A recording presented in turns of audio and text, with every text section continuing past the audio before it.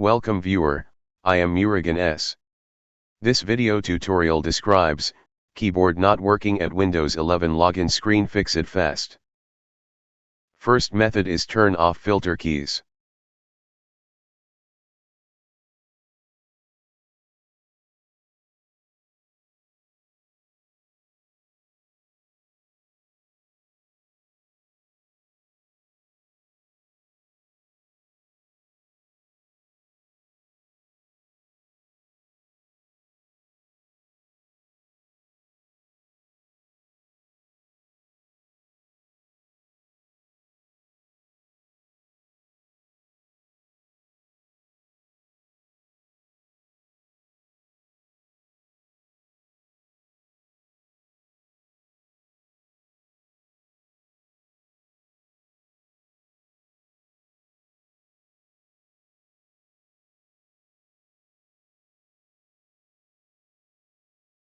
Second method is use on-screen keyboard.